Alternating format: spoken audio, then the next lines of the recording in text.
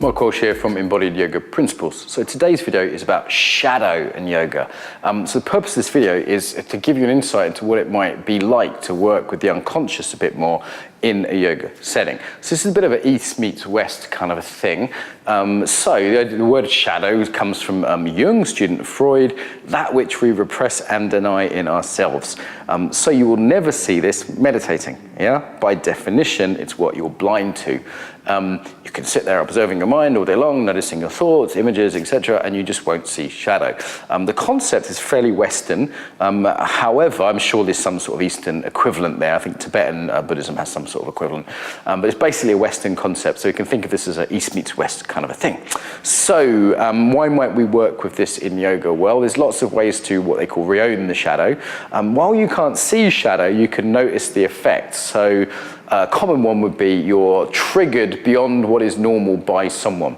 So let's take someone's on the TV, I don't know, Trump or Putin or whoever, it might be someone you disagree with or whatever, but you might have a disproportionate response, like off balance, off-centered response to them, beyond just being like, I disagree with them or angry with them or whatever it is, compared to say the person next to you that might disagree with them as well, but not be triggered in the same way. We can also have what we have called golden shadow, and this is often the fun and easier place to start. This is where there's a quality that we repress and deny in ourselves. We maybe like love in other people. It has that quality of a kind of 16-year-old in love, slightly not really seeing the person because we're projecting onto them as well. So it might be like, oh my God, you're amazing. I could never be kind or smart or whatever like you. Yeah. Normal shadow has that, dark shadow has that quality of like, you're this, I'm never like that, it's you.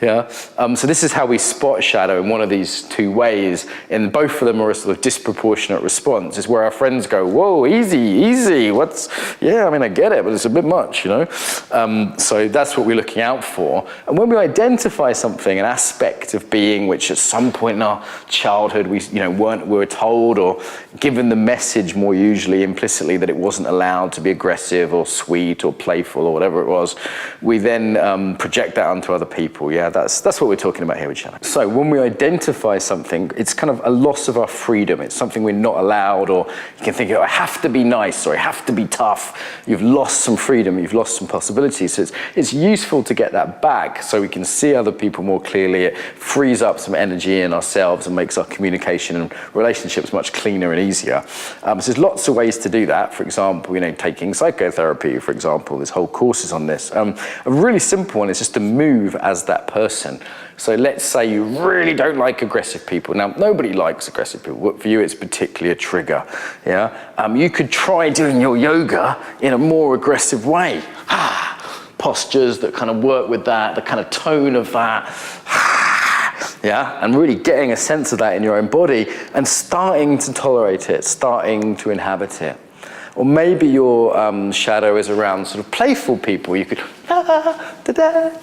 do your yoga more playfully and see if you can work with that. Maybe your shadow is around kind of sexy people.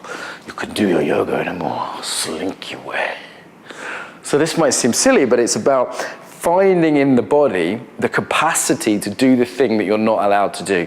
And if you do, I would say do each one for a few minutes, like 5-10 minutes. If it's too triggering, tone it down. If it's funny, unless you're doing humor, tone it down. And stay away from things that are genuinely traumatic. I mean, that's therapy type, stuff to do. We're just looking at those things that irk us or we love a bit more than infatuate us, a bit more than is normal. So for really traumatic stuff, you want to work with a professional, obviously. So yeah, it can be a little playful way to work about this. You can even think of it like, okay, who triggers me in my yoga class? And that one person, you just don't like them as soon as they walked in. They haven't even done anything to you. That's a good indicator of shadow, right? Because they've done nothing, but you just don't like their face, Now, unless they look like your school teacher, something's going on there, yeah? So, do yoga how they would do yoga. I remember one time, it was very difficult for me to be very breathy, and just like the Californians, and then I started working with that. I still find it a bit funny, but I'm not like annoyed by it to the same degree. So yeah, that's a way of working with shadow through a yoga practice.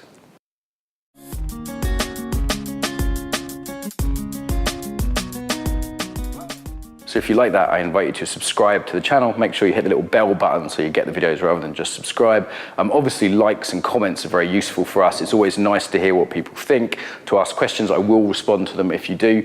So ask questions, share your own experiences, and it just means that more people see the videos, which is nice for us. It also means you're more likely to see it yourself in the future. So if you've liked it, please like it.